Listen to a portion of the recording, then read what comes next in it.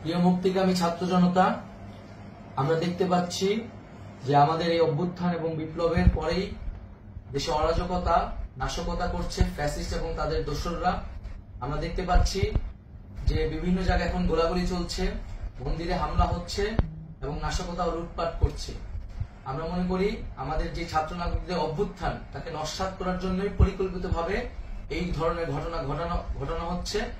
আমরা মুক্তিকামী ছাত্র জনতাকে সজাগ এবং সতর্ক থাকতে আহ্বান জানাচ্ছি এবং আমাদের যে অন্তর্বর্তীকালীন সরকার, আমরা সেই সরকারের যে প্রস্তাবনা 24 ঘন্টার সময় নিয়েছিলাম, জরুরি পরিস্থিতি মোতাবেক আমরা এখনই তার একটি রূপরেখা ঘোষণা করছি। আমরা সিদ্ধান্ত নিয়েছি যে সর্বজন গ্রহণযোগ্য আন্তর্জাতিক খ্যাতিসম্পন্ন নোবেল পুরস্কার বিজয়ী ডক্টর মোহাম্মদ ইউনূসকে প্রধান উপদেষ্টা করে অন্তর্বর্তীকালীন সরকার গঠন করা হবে এবং ডক্টর মোহাম্মদ ইউনূসের সাথেও আমাদের কথা হয়েছে। তিনি ছাত্র জনতার আহ্বানে বাংলাদেশকে রক্ষা করতে এই গুরু দায়িত্ব নিতে সম্মত হয়েছে। আমরা সকালের মধ্যেই আমরা এই সরকার গঠনের প্রক্রিয়া দেখতে চাই। রাষ্ট্রপতির কাছে আহ্বান থাকবে যে দ্রুত সময়ের মধ্যে ডক্টর মোহাম্মদ ইউনূসকে প্রধান উপদেষ্টা করে অন্তর্বর্তীকালীন সরকার গঠন করা হোক এবং এই অন্তর্বর্তীকালীন সরকারের বাকি সদস্যদের নামও আমরা সকালের মধ্যে ঘোষণা করব।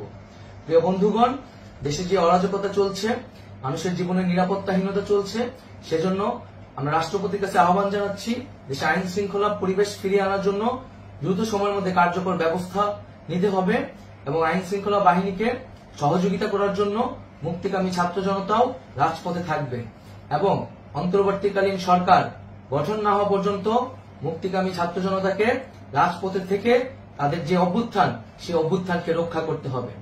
প্রিয় বন্ধুগণ, আমরা রক্ত দিয়েছি, শহীদ হয়েছি।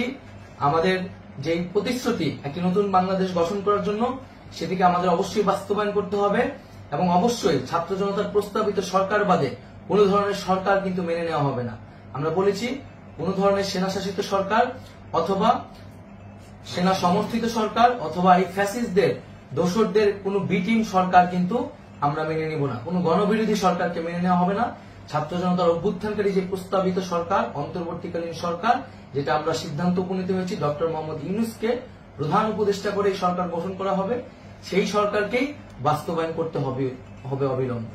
আগামীকাল সকাল থেকে সকলকে আহ্বান জানাচ্ছি রাজপথে থাকার জন্য এবং আমাদের যে সাম্প্রদায়িক সম্প্রীতি এবং রাষ্ট্রীয় সম্পদ রক্ষা কমিটির ঘোষণা হয়েছে বৈষম্যবিরোধী ছাত্র আন্দোলনের নেতৃত্বে, সকল পাড়ায় পাড়ায় এলাকায় এলাকায় সেই কমিটি পাহারায় থাকবে। আমাদের সংখ্যালঘু কমিউনিটিকে আমাদের রক্ষা করতে হবে, রাষ্ট্রীয় সম্পদ এবং এই দেশকে রক্ষা করতে হবে আমাদের।